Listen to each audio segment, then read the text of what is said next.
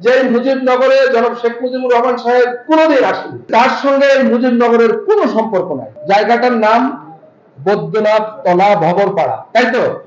শোনা ভাই, নিশ্চয়ই আমার কথা শুনছেন। বৈদ্যনাথ তলা ভবরপাড়া এই বাংলাদেশ রাষ্ট্রের জন্মের এক অবিচ্ছেদ্য অঙ্গ। 1971 সালের 17 এপ্রিল সেখানে মুজিবনগর সরকার শপথ গ্রহণ করে, ডিক্লারেশন অফ ইন্ডিপেন্ডেন্স সেখান থেকে প্রকাশ করা হয়।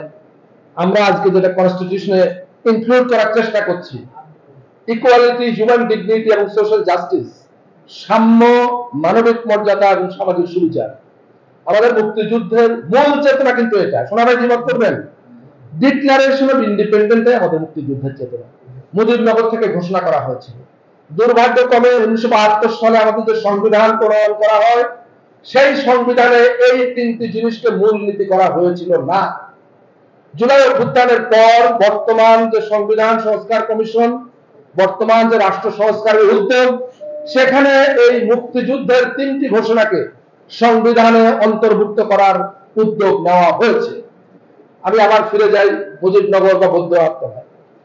যে বৈদ্যনাথ তলা বা ভবরপাড়ায় এই ঐতিহাসিক ঘটনা ঘটেছিল, যেখান থেকে বাংলাদেশ রাষ্ট্রের আনুষ্ঠানিক যাত্রা শুরু হয়েছিল, সেই জায়গাটির নাম মুজিবনগর হয়েছে। বাঙালির মুক্তি, বাংলাদেশের জনগণের মুক্তি সংগ্রামে, স্বাধিকারের আন্দোলনে শেখ মুজিবুর রহমান সাহেবের যে অবদান, এটা অস্বীকার করবার, এটাকে উপেক্ষা করবার কোনো সুযোগ নেই। কিন্তু মুজিবনগর ব্যাপারটা সম্পূর্ণ ভিন্ন। যে মুজিবনগরে জনাব শেখ মুজিবুর রহমান সাহেব কোনোদিন আসেনি, তার সঙ্গে মুজিবনগরের কোনো সম্পর্ক নাই। সব মশার বিরুদ্ধে সুরক্ষা দিতে এলো বসুন্ধরা এক্সট্রিম অ্যারোসল, মশার বিরুদ্ধে এক্সট্রিম সুরক্ষা। তার নামে মুজিবনগর কেন হলো, এই জায়গার নামকরণ কেন হলো, আমি ঠিক জানি না।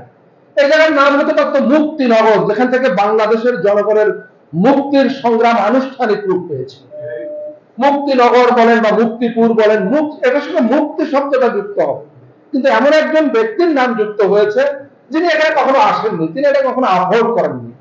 আমি প্রশ্ন রেখে গেলাম আপনাদের মেহেরপুরবাসীর সামনে, আমার জেলার জনগণের সামনে, যে এই জায়গাটার নামের সঙ্গে কোন কথাটা বেশি প্রাসঙ্গিক, কোন ব্যক্তির নাম না মুক্তি বা স্বাধীনতা শব্দটি?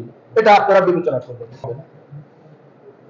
আমাদেরকে নিশ্চিত করতে হবে যে যারা এই 24-এর গণহত্যার সঙ্গে জড়িত ছিল, এই গণহত্যাকে নানাভাবে পৃষ্ঠপোষকতা দিয়েছে, মদত দিয়েছে, প্রত্যক্ষ কিংবা পরোক্ষভাবে জড়িত ছিল, তাদের বিরুদ্ধে প্রয়োজনীয় আইনানুগ ব্যবস্থা গ্রহণ করাটাই নিরপেক্ষতা।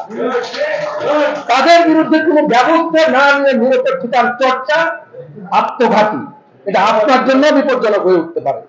সুতরাং আমাদেরকে যে কোনো পরিস্থিতিতে বাংলাদেশের মানুষের ভবিষ্যৎকে নিরাপদ করবার জন্য, বাংলাদেশের গণতন্ত্রকে নিরাপদ করবার জন্য, বাংলাদেশের রাষ্ট্রযন্ত্রকে নিরাপদ করবার জন্য, প্রশাসনের কর্মকর্তাদের কাজে নিরপেক্ষ পরিবেশ নিশ্চিত করবার জন্য এই গুরুতর অপরাধের প্রত্যক্ষ কিংবা পরোক্ষ সহযোগীদের, এটার সঙ্গে যারা জড়িত ছিল, তাদের বিরুদ্ধে প্রয়োজনীয় আইনানুগ ব্যবস্থা গ্রহণের মাধ্যমে শাস্তি নিশ্চিত করাটা হলো আমাদের সকলের দায়িত্ব, বিশেষ করে যারা রাষ্ট্রযন্ত্র।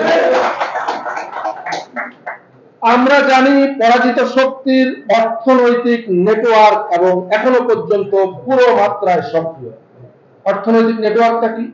এখানে রাষ্ট্রীয় পৃষ্ঠপোষকতায় বিভিন্ন ধরনের অর্থনৈতিক কর্মকাণ্ড আছে, বিভিন্ন রকম ব্যবসা বাণিজ্য আছে, বিভিন্ন রকম ডিলারশিপ আছে, বিভিন্ন রকম এজেন্সি আছে।